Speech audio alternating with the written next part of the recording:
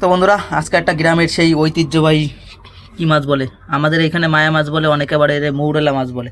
তো এটাই ভাপা করে দেখাবো। চায়না জাল পাতিয়েছিলাম, তো চায়না জালে এই মাছ বেঁধেছে, ছোটো ছোটো চুনো মাছ। সেগুলোকে তোমাদের রেখে দেখাবো। আর এই দেখো, এইদিকে রয়েছে পুঁটি মাছ, আর এই যে খলছে মাছ, আর এইদিকে আরও পুঁটি মাছ। এখন জল কমে গেছে, তো তার জন্য এই মাছগুলো বাড়ছে। তা তোমাদের এটারই রেসিপি করে বা ভাপা করে দেখাবো। তো বন্ধুরা, ঠান্ডা লাগার জন্য অনেকদিন তোমাদের ভিডিও দিতে পারিনি। এই যে প্রথমে লবণ, তারপর একটু হলুদ, তারপরে পেস্ট, রসুন বাটা ও পাকা ঝাল ছিল সেটা দিয়ে, যেটা পেস্ট করা ছিল সেই পেস্ট। তারপরে এইখানে ছিল শুকনো লঙ্কা জল দিয়ে ভেজানো, সেটা দিয়ে একটা পেস্ট করা ছিল, সেই পেস্টটা দিয়ে নিলাম। আর এইটাই ছিল আদা আর রসুন, মানে বাটা, আদা আর রসুন বাটা, এটা দিয়ে নিলাম। আর এরপরে যাবে হচ্ছে জিরে, তারপর হালকা পরিমাণে একটু ধনে, কিছু পুদিনা পাতা, এইগুলো দিয়ে। তারপরে কিছু কাঁচা পেঁয়াজ, পুরো একদম একটা দেড় দুটো পেঁয়াজ মনে হয় নিয়েছিলাম আমরা। আর তার সাদা তেল, তারপরে একটু ধনের গুঁড়ো। আর ধনের গুঁড়ো দেওয়ার পরে যাবে একটু হালকা গরম মশলা। গরম মশলা ছিটতে না, গরম মশলা নয়, এটা ব্ল্যাক পেপার মানে গোলমরিচ, গোলমরিচের গুঁড়ো। তারপরে যাবে হচ্ছে গরম মশলা। এবার এটাকে ভালো করে পুরো একদম চটকে চটকে পুরো সুন্দরভাবে মিশিয়ে নিতে হবে, যাতে মশলাটা পুরো মাছের মধ্যে মিশে যায়। আর ভয়েসটা একটু কেটে কেটে আসছে, কেটা তো না, মানে গলা ভেঙে গেছে, যার জন্য হয়তো ভালো শোনা যাচ্ছে না, তাও একটু অ্যাডজাস্ট করে নিতে হবে। আর এটা পুরো এখন ভালো করে পুরো এখন মাখাতে হবে পুরো, দেখো সুন্দর করে, যাতে সব জায়গায় মাছের মশলাটা চলে যায়, কারণ এটা ভাপানো হবে তো। এরপরে কোনো একটা বাটি বা টিফিন কারিতে যাতে করে হোক দেওয়া যায়।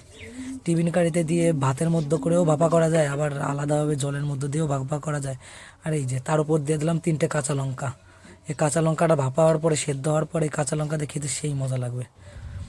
এরপরে কি যে আমাদের ছিল না টিফিন কারি, আর ওই ঢাকারটা ছিল না, যার জন্য আমরা একটু কড়াইতে জল দিয়ে দিলাম 1 লিটার মতো। তারপর ওই জলের ভিতর আচ্ছা এই বেটা বাটি দেবো, যেই বাটিতে রেখেছিলাম, তা জলের ভিতরে এই বাটিটাই দিয়ে এবারটা পুরো একদম সুন্দর করে ঢেকে দিতে হবে। তা ঢাকারটা ছিল না, ওই জন্য এই যে একটা প্লেট ছিল, প্লেট দিয়ে তার উপরে এই যে বাটনা বাটার কি বলে, নোড়া, নোড়া দিয়ে ঢেকে দিলাম 10 মিনিটের জন্য।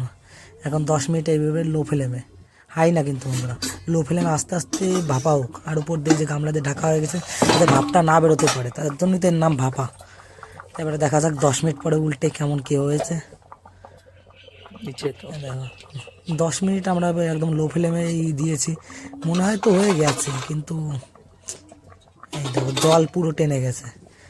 আর 10 মিনিটটা কিন্তু অনেকটা সময়, যার জন্য জলও পুরো টেনে গেছে। এ দেখো লঙ্কা তো পুরো সেদ্ধ হয়ে গেছে, কিন্তু না না, ওই যে মাছে এখনও জল রয়েছে হালকা হালকা, তার মানে আরও 5 মিনিট মতন দিতে হবে, আরও 2-5 মিনিট দিতে হবে, কারণ 10 মিনিটে হয়নি, কারণ লো ফ্লেমে তো, হাই ফ্লেমে দিলে 10 মিনিটে হয়ে যেত, কিন্তু আবার ঢেকে দিতে হবে 10 মিনিটের, 5 মিনিটের জন্য। এটা তা 5 মিনিট ঢাকার পরে এই দেখো অবস্থা, আমাদের ভাপা তৈরি। তা বন্ধুরা কেমন হয়েছে বলো, আর একটু ভয়েসে একটু সমস্যা হচ্ছে, আবার নতুন নতুন ভিডিও আসবে বন্ধুরা তাড়াতাড়ি।